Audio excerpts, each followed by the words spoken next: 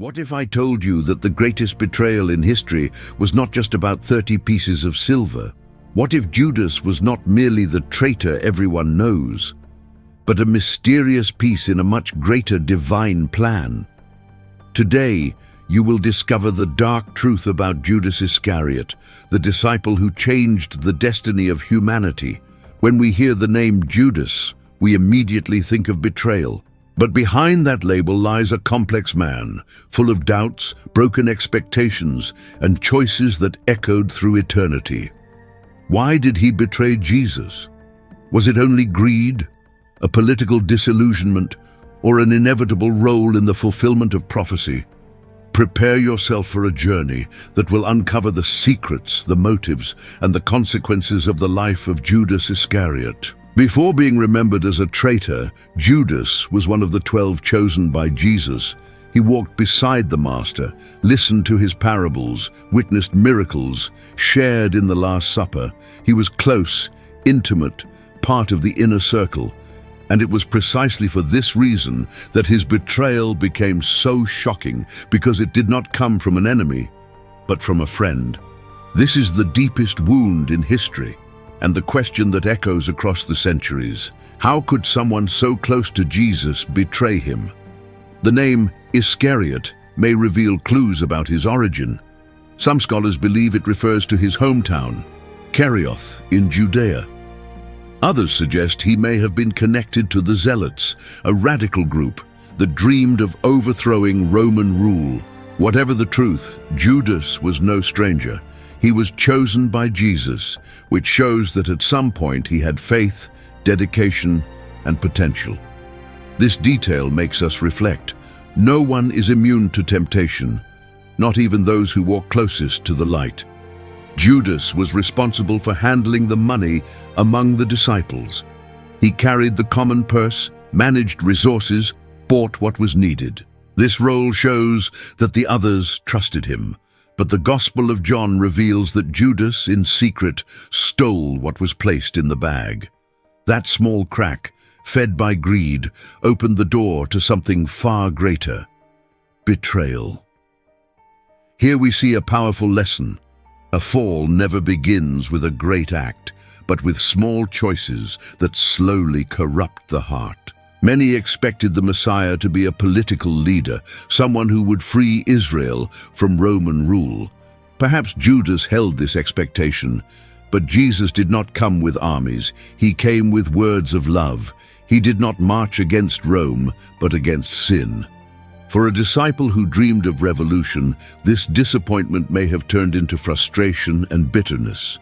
Could Judas have betrayed Jesus because he could not bear a Messiah who did not match his dreams? The darkest moment, Judas agrees to hand Jesus over for 30 pieces of silver. That was the price of a slave at the time, the life of the Son of God valued at the lowest possible price. Here we see the contrast. While Jesus gave everything out of love, Judas sold everything for almost nothing. This scene still echoes as a warning. How far can we be led when we allow our hearts to be seduced by what is fleeting? In the Garden of Gethsemane, Judas approaches Jesus with soldiers, and instead of pointing with a finger or giving orders, he chooses a kiss to identify him. A gesture that in other circumstances would mean friendship, affection, and respect, transformed into the greatest symbol of betrayal. This act reminds us that often the deepest wounds do not come from declared enemies, but from those closest to us. After seeing Jesus condemned, Judas is overcome with remorse. He returns the coins to the priests, saying, "I have sinned, I have betrayed innocent blood." But his guilt is so heavy that he cannot find a path to forgiveness. Instead of seeking God's mercy, he lets himself be consumed by despair and ends up hanging himself. This part of his story is tragic because it shows the abyss between remorse and true repentance. The betrayal of Judas did not catch God by surprise. The Psalms already mentioned that a close friend would lift his heel against the righteous.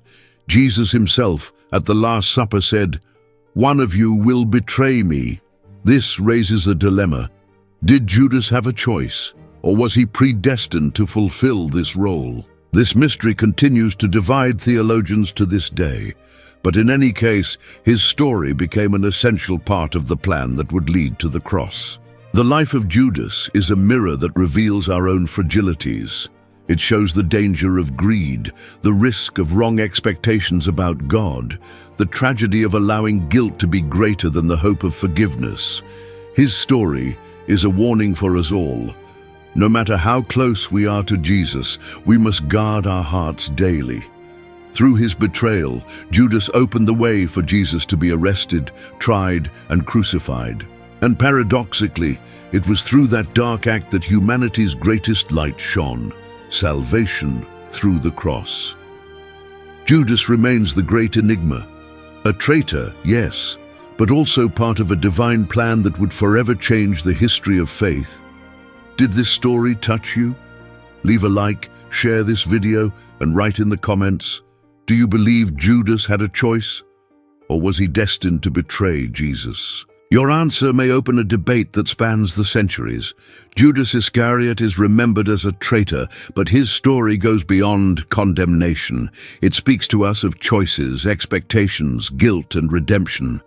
In the end, Judas shows us that even the deepest darkness can be used by God to reveal his light. And the lesson that still echoes today is clear. Never allow guilt to keep you away from the forgiveness that only Christ can offer.